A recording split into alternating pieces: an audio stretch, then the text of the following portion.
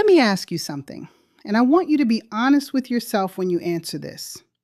When was the last time you walked into a room, a meeting, a negotiation, a performance review, and you felt like your full value was on the table?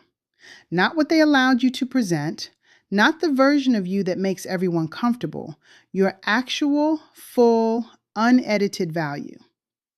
If you had to think about it for more than 2 seconds, this episode is for you.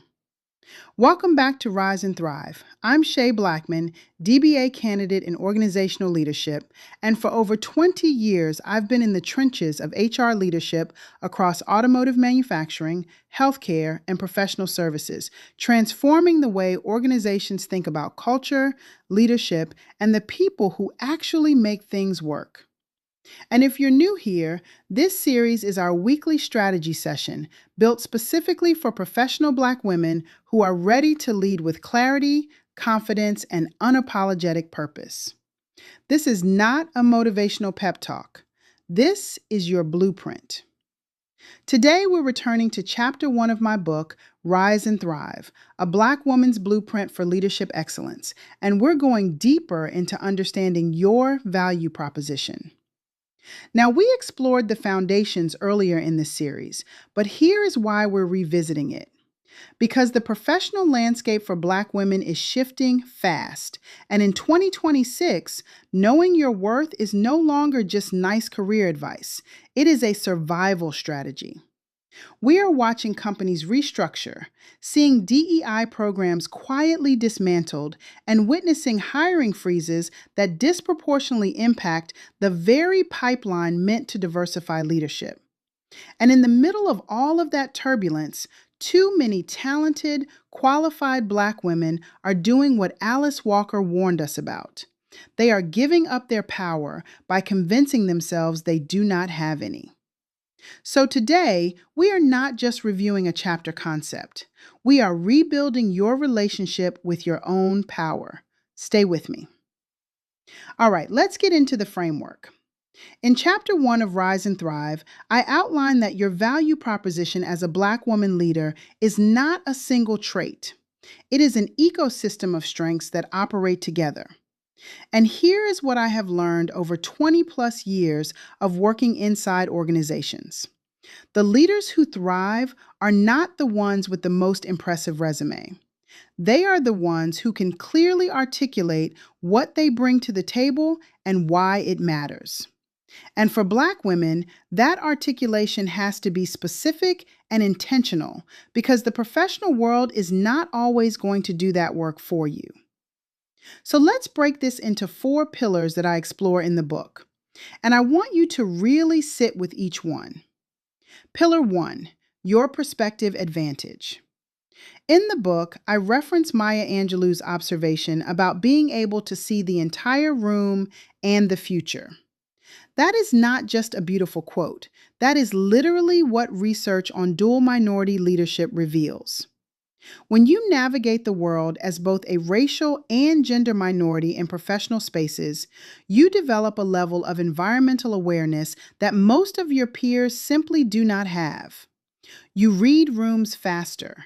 You detect unspoken dynamics. You anticipate friction before it erupts. That is not just emotional labor. That is strategic intelligence. And when organizations finally understand that, they realize that the Black woman who has been quietly observing in the meeting has been collecting more data than anyone else at the table. Think about that for a moment. You have spent your entire professional life developing a radar that most leaders wish they had. The problem is not that you lack the skill. The problem is that no one taught you to name it as a leadership asset. Pillar 2, adaptive communication mastery. In the book, I call this code switching excellence, but I want us to reframe this in 2026. We have spent years talking about code switching as something we have to do to survive. And I am not dismissing that reality. But let's also acknowledge the extraordinary skill that it represents.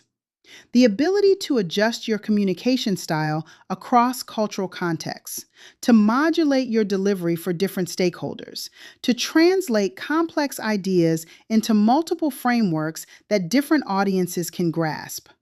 That is not survival behavior. That is executive communication at the highest level. There are entire leadership development programs that charge tens of thousands of dollars teaching executives how to communicate across cultural and hierarchical differences. You have been doing it since the first day you walked into an organization. The reframe here is critical. Stop treating your communication versatility as a coping mechanism and start treating it as your competitive advantage. Pillar 3, resilience as strategic capital. I want to be careful here because I am not romanticizing hardship. The book makes this very clear. Resilience is not about your ability to absorb pain without complaint. That is not resilience. That is exploitation. True resilience, the way I define it in Rise and Thrive and in my high value leadership trademark methodology, is a capacity to sustain performance and vision through disruption while maintaining your integrity and well being. And Black women bring a specific brand of resilience that is deeply strategic. You have navigated organizational crises where you were simultaneously the person solving the problem and the person being questioned about whether you belonged in the room. That dual capacity, performing under pressure while managing the emotional weight of systemic bias, produces a kind of leadership composure that is extraordinarily valuable. In my Shield Resilience Strategy Guide, which I offer for free and which I will link in the show notes, I outline a framework for building sustainable resilience that protects you from burnout while amplifying your effectiveness. If you have not downloaded it yet, please do that today. Pillar 4, community-centered leadership. The final pillar in this chapter's framework is what I call community-centered leadership, and it maps directly to the authentic connection pillar in my high-value leadership methodology. This is the leadership instinct rooted in collective success over individual glory. This is a leader who builds the team up, not just the brand. The leader who develops succession pipelines, who mentors without being asked, who creates environments where people feel safe enough to innovate. In my 20-plus years of HR leadership, from Lear Corporation to Johnson Controls to the consulting work I do now, I have seen firsthand that the organizations that outperform are the ones led by people who center relationships in their strategy. And that is a strength that Black women bring naturally because it is woven into our cultural DNA. The question is, are you positioning it as a leadership differentiator, or are you taking it for granted? Now, I want to spend some time with the woman behind this chapter's opening quote, because Alice Walker's story is itself a masterclass in understanding your value proposition. And there are layers here that connect directly to where we are as professional Black women in 2026. Alice Walker grew up in rural Georgia, the youngest of 8 children in a sharecropping family. She lost sight in one eye after a childhood accident, and that experience marked her profoundly, not because of the injury itself, but because of how others began to perceive her afterward. She went from being the outspoken, curious, confident child to being treated as diminished, less than, different in a way that made people uncomfortable. Sound familiar? How many of you have walked into a professional space carrying some marker, whether visible or invisible, that made people treat you as less than your actual capacity? Maybe it was your natural hair. Maybe it was your zip code. Maybe it was the fact that you did not attend an Ivy League school. Maybe it was simply being the only Black woman in the room. The world tried to tell Alice Walker that her injury defined her limits. She refused that narrative. She went on to earn a scholarship to Spelman College. She transferred to Sarah Lawrence College, where she sharpened her writing. And then she did something that I think is profoundly instructive for Black women professionals. She did not try to fit into the existing literary establishment. She created her own framework. She wrote from the perspective of Black women's interior lives, their spiritual journeys, their relationships, their agency. She wrote about us in a way nobody else was doing, and the world responded. Her novel, The Color Purple, earned both the Pulitzer Prize and the National Book Award. Here is the leadership lesson. Walker did not succeed because she became palatable to the establishment. She succeeded because she understood her unique value, the perspective and voice that only she could bring, and she refused to dilute it. She even coined the term womanism to articulate a form of feminism that centered the experiences of Black women rather than asking Black women to squeeze themselves into a framework that was not designed for them. That is exactly what understanding your value proposition looks like in action. It means you stop trying to fit into the mold someone else created and you build the mold around your actual dimensions. Walker did not ask for a seat at the existing table. She built her own table, set it with her own dishes, and the world came to dine. Now, I want you to think about how this applies to your career right now. Where are you trying to fit into a box that was not built for you? Where are you shrinking your ideas, your proposals, your vision to match what feels acceptable to those around you? And what would it look like if, like Walker, you articulated your value on your own terms? All right, let's bring this all the way down to the ground because theory is great, but you need to be able to use this on Monday morning. Scenario 1, the overlooked expert. There was a company where a senior HR business partner, a Black woman with over 15 years of experience, kept getting passed over for the VP of People role. Every time the position opened, they brought in an external candidate. And each time, who did they ask to onboard and train the new hire? Her. She knew the operation better than anyone. She had institutional knowledge that could not be replaced. But she had never articulated her value proposition in a way that made the decision makers see her as the obvious choice. When she finally conducted the personal leadership audit that I outlined in Chapter 1, something shifted. She mapped her contributions quantitatively. She documented the retention improvements, the culture survey increases, the cost savings from programs she had built. And when the role opened again, she did not just apply. She presented a business case. She walked in with a strategic plan that said, here is the value I have already delivered, here is the value I am prepared to deliver, and here is why I am the right person for this role. She got the promotion. Not because she suddenly became more qualified, she had always been qualified. She got it because she finally articulated her value in a language the organization could not ignore. Scenario 2, the invisible innovator. Here is another one I see all the time. There was an organization where a Black woman director had been quietly solving complex cross-functional problems for years. She was the person everyone came to when things broke down, when departments were not communicating, when a process was failing. She would diagnose the root cause, design the solution, and often implement it without fanfare. But here is the challenge. Because she did it so seamlessly, leadership never saw the complexity of what she was doing. They saw the outcome. They did not see the strategy. And when it came time for performance reviews, her contributions were described as, she's great at keeping things running. Not transformational, not strategic, just dependable. Which in corporate language is often code for, we appreciate you, but we don't see you as leadership material. This is a value proposition problem. She had immense value, but she was not making it visible. Once she started framing her work using the personal branding framework from Chapter 1, identifying her brand pillars and deliberately communicating them, leadership's perception changed. She began presenting her cross-functional problem solving not as helping out, but as organizational design consulting. Same skills, different frame.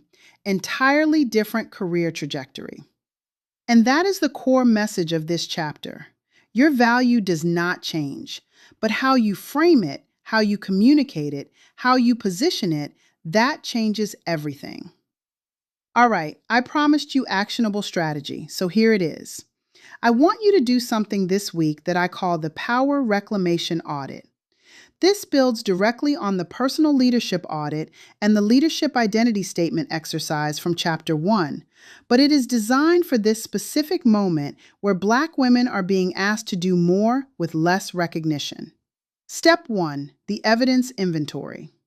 Open a blank document. I want you to write down every measurable contribution you have made in the last 12 months. Revenue impact, cost savings, people developed, processes improved, problem solved, projects delivered. Do not be humble. Do not minimize. If you improved a process that saved your company 20 hours a week, write that down. If you mentored someone who got promoted, write that down. Your value lives in evidence, so start collecting it. Step 2, the strengths translation. Next to each contribution, I want you to identify which of the 4 pillars it connects to. Was it your perspective advantage that helped you see a problem nobody else noticed? Was it your adaptive communication that allowed you to bring 2 warring departments together? Was it your resilience that kept a project on track when everything was falling apart? Was it your community-centered leadership that created an environment where innovation could happen? When you start mapping your contributions to these pillars, you build a pattern, and patterns create narratives, and narratives create career trajectories. Step 3, the identity statement draft.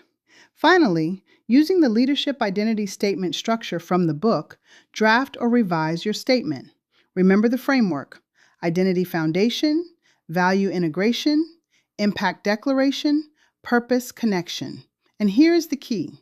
Your statement should feel both authentic and slightly uncomfortable.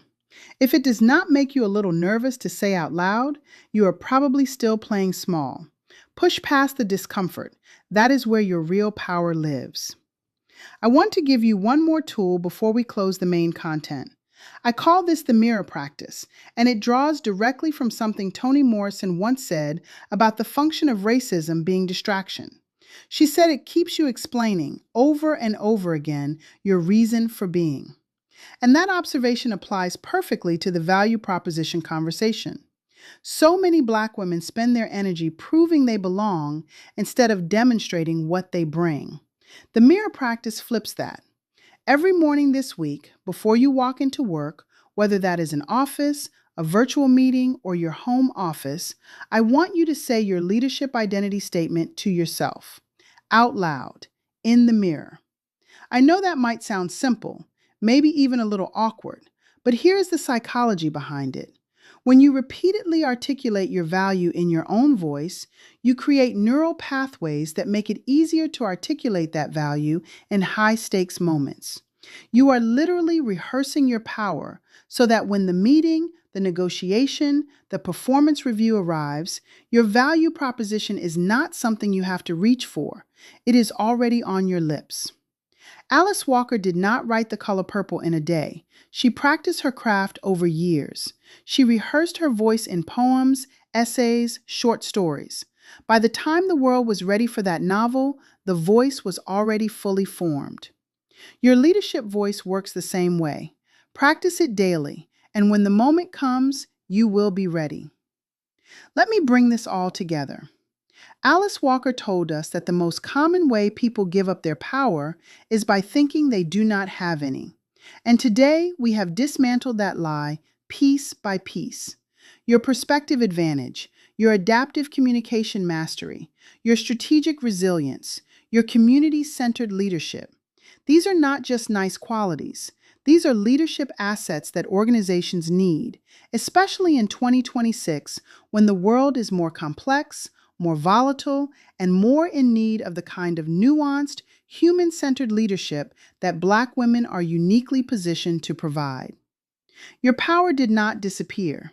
You may have just stopped claiming it, and this episode is your invitation to claim it again. Not quietly, not politely, strategically, with evidence, with clarity, with the kind of fierce, unapologetic self awareness that Alice Walker modeled when she refused to let the world define her limits. Here's what I want you to do right now. First, if you have not downloaded my free Shield Resilient Strategy Guide, the link is in the show notes. It will help you build the sustainable resilience we talked about today. Second, if you do not have your copy of Rise and Thrive, a Black woman's blueprint for leadership excellence yet, get it. We are only in Chapter 1, and the frameworks only get deeper from here. Both of those links are in the description below. And I want to hear from you. Drop a comment below and tell me, what is the one strength you have been underselling in your career? What is the piece of your value proposition that you have been treating as invisible when it should be front and center? Your answer might just become a future topic for our Ask Shay segment. And if you are loving this deep dive format, make sure you are also tuning in on Tuesdays and Thursdays for my Unlock, Empower, Transform podcast. That is where we explore high-value leadership trademark for all leaders. But Wednesdays are ours. Subscribe to the Blackman Brief, my free weekly newsletter for leadership strategies and empowerment delivered directly to your inbox. That link is also in the show notes. Until next Wednesday, remember, your value is not up for debate. It is up for declaration. Go out there and declare it. I'm Shay Blackman, and this has been Rise and Thrive. Rise above, thrive within, lead always.